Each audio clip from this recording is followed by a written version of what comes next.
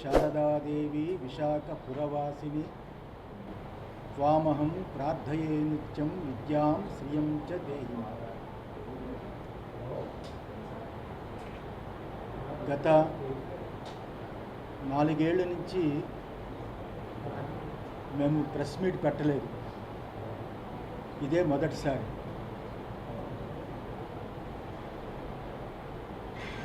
ఈ press meet సందర్భం ఇప్పుడు ఎందుకు పెట్టాల్సి వచ్చింది అంటే, మేము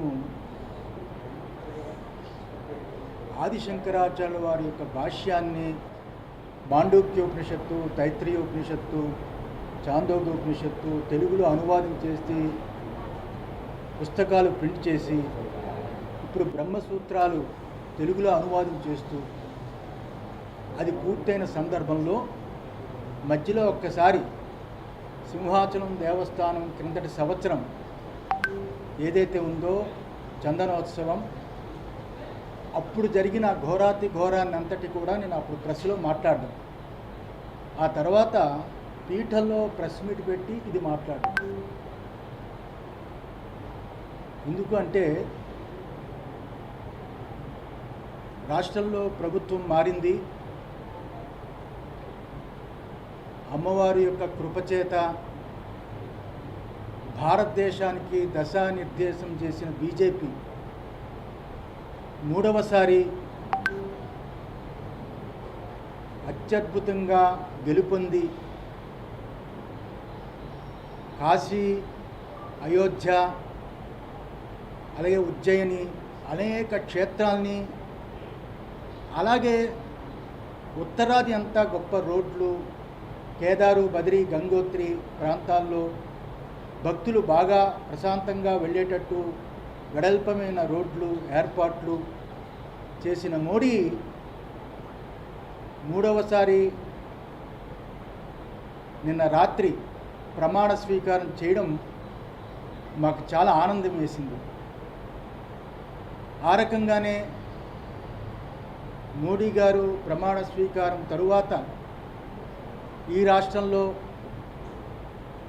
చంద్రబాబు నాయుడు గారు, అలాగే పవన్ కళ్యాణ్ గారు, మోడీ, ఈ కూటమి ఏదైతే ఉందో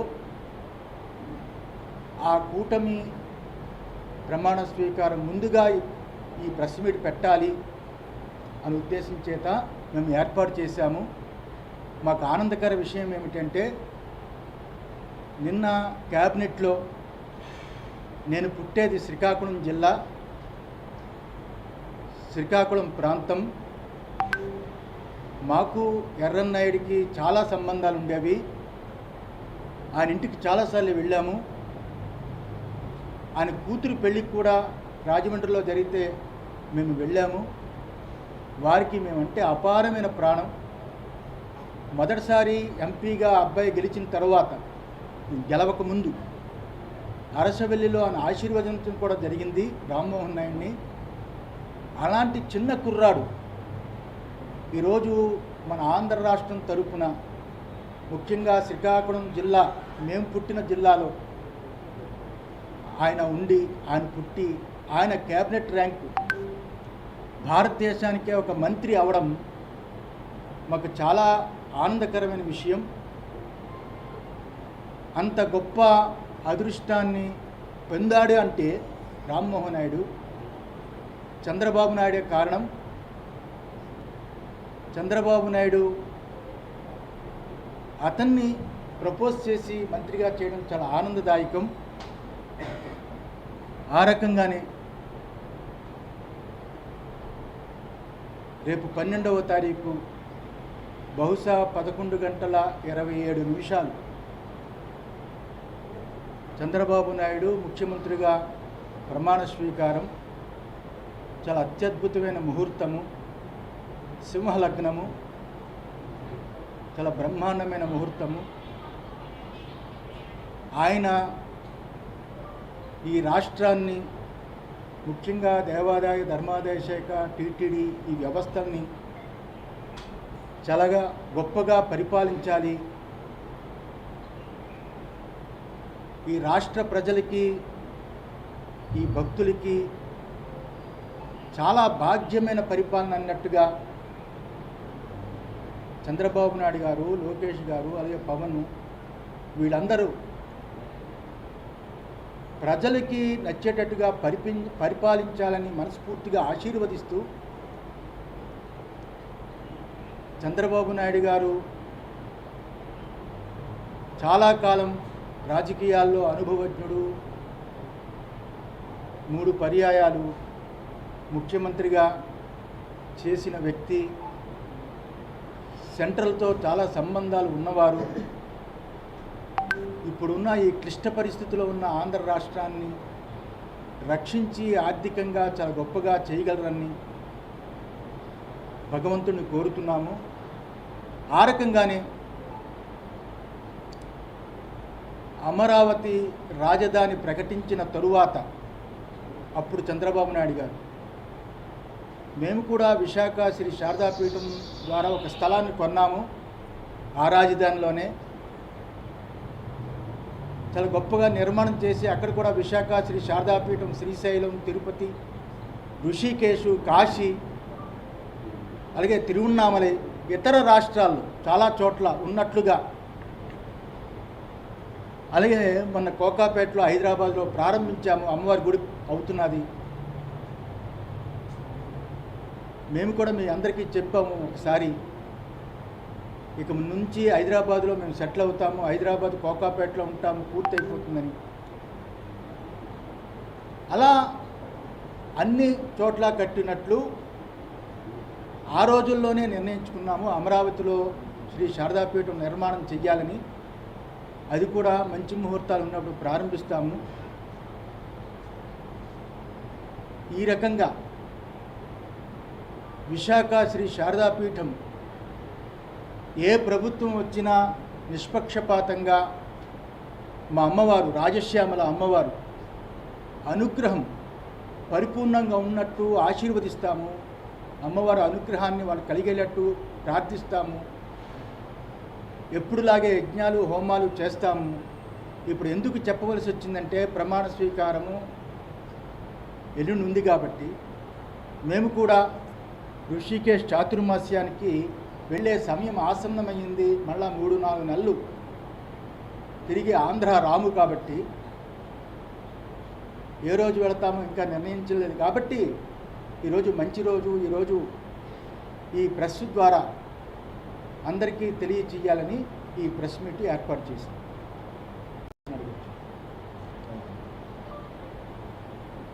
ఆంధ్ర రాష్ట్రం చాలా క్రిటికల్గా ఉంది, కష్టమైన పరిస్థితుల్లో ఉంది అని అన్నారు. అంటే ఇంతకు ముందు పాలన వలన అట్లా ఉందని అభిప్రాయపడుతున్నారు మీరు?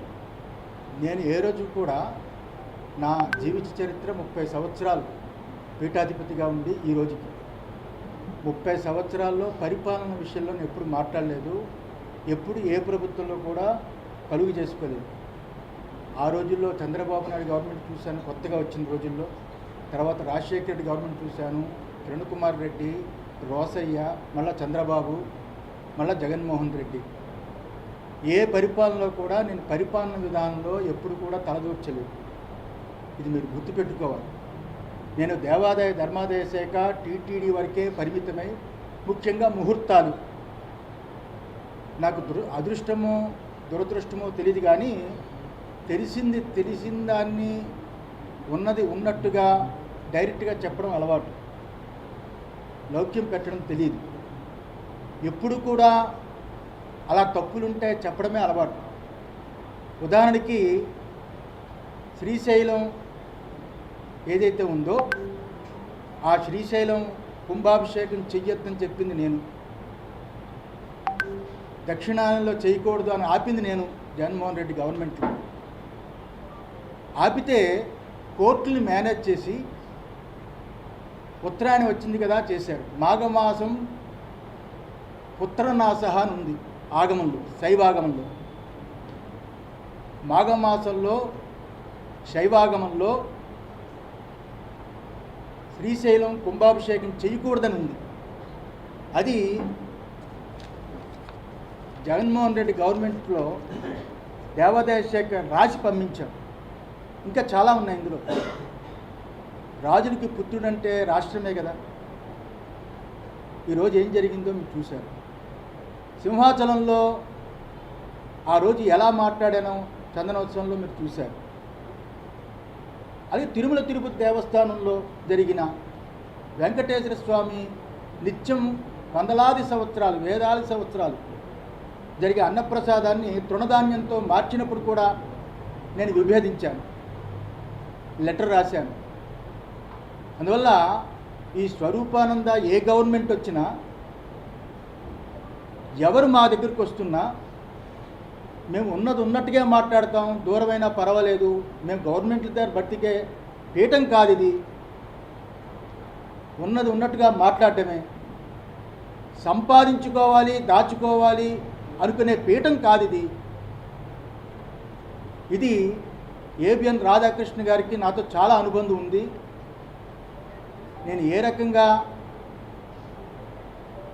రకంగా ఎటువంటి తప్పులు చేయకుండా ఉంటానో ఆయనకు బాగా తెలుసు. బిఆర్ నాయుడికి తెలుసు, నరేంద్ర చౌదరికి తెలుసు, చాలామందికి తెలుసు. ఈ 5 ఏళ్లలో పీఠం ఎప్పుడు ఎలా ఉందో ఇప్పుడు అలాగే ఉంది అన్ని రకాలుగా. అందువల్ల ఎప్పుడు యుద్ధమే చేస్తుంది. ఈరోజు నేను చంద్రబాబుని ఏదో కొత్తగా పొగుడుతున్నాను అనుకోవద్దు. ఎందువల్లంటే అప్పుడు ముఖ్యమంత్రి అయినప్పుడు కూడా నేను చంద్రబాబుని ఏదో కొత్తగా పొగుడుతున్నాను అనుకోవద్దు. ఎందువల్లంటే అప్పుడు ముఖ్యమంత్రి అయినప్పుడు కూడా చంద్రబాబు గెలవాలని, అప్పుడు మురళీమోహన్ రాజమండ్రి ఎంపీగా ఉన్నప్పుడు నేనే అప్పుడు రాజమండ్రిలో చాలా పెద్ద సభలు పెట్టి సాధువులందరినీ పిలిచి, చిలుకూరి ఏదో అనుకుంటాను ఆయన కళ్యాణ మండపం, మురళీమోహన్ గెలిపించడానికి సాయశక్తిలా ప్రయత్నం చేశాను. అప్పుడు గెలవాలని, గెలిచినప్పుడు నేనే స్టేట్మెంట్ ఇచ్చా, చంద్రబాబు గెలవడం చాలా సంతోషం. అందువల్ల ఎవరితోటి మాకు విభేదాలు ఉండవు. మేము స్వాములం, పీఠాధిపతులం, ధర్మం కోసమే పోరాడతాం. కానీ ఈరోజు ప్రెస్ మీట్ పెట్టింది ఎవరికి భయపడి కాదు, అది గుర్తుంచుకోవాలి. ఎవరికి భయపడి కాదు, వాస్తవాలు తెలుసుకోకుండా ఎవరెవరో కొత్తగా వచ్చిన వాళ్ళతో చేరి ఏదేదో తప్పుడు అభిప్రాయాలు వాళ్ళు చెబుతారని. ఎప్పుడూ స్వరూపానంద స్వామివారు ఒకలాగే ఉంటారు. చంద్రబాబు అంటే మాకు చాలా గౌరవం. రాజకీయ నాయకుల్లో ఆయనే ఇప్పుడు పెద్దవాడు. ఈ రాష్ట్రానికి పెద్ద దిక్కుగా అని పరిపాలన కొనసాగాలి అని, కుటుంబం బాగుండాలి అని, పరిపూర్ణమైన ఆయుష్ భగవంతుడు ఇవ్వాలి. ఈసారైనా దేవాదాయ ధర్మాదాయ శాఖ, టీటీడీ చాలా గొప్పగా పరిపాలన జరగాలి అని మనస్ఫూర్తిగా ఆశీర్వదించడానికి ఈ ప్రెస్ మీట్ పెట్టారు. నారాయణ స్వామి, గత 5 ఏళ్లలో అధికార పార్టీ మంత్రులంతా పీఠం ఆశీస్సుల కోసం వచ్చిన వాళ్ళు స్వయంకృత అపరాధం జరగబోతుందని కానీ, వైసీపీ పార్టీకి నష్టం జరగబోతుందని కానీ, మీరేమైనా అమ్మవారి ఆశీస్సులతో వారిని హెచ్చరించడం కానీ, సూచనలు కానీ చేయడం జరిగింది? అమ్మ, ఇప్పుడు ఈ రోజుల్లో ఎరుకు కంటే మరుపు ఎక్కువ. 2 రాష్ట్రాల నుంచి 7 గవర్నర్లు వచ్చారు ఒక్క వార్షికోత్సవంలో.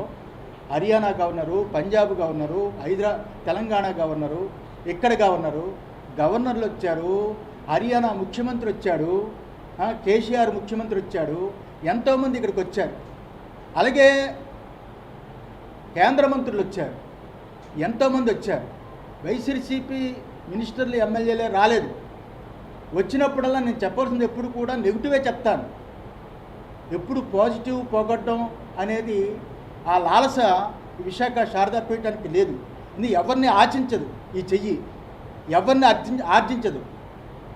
ఎప్పుడు ఎలా ఉందో పీఠము భక్తులతోటే పెరిగింది తప్ప రాజకీయ నాయకులతో పెరిగిన పీఠం కాదు ఇది.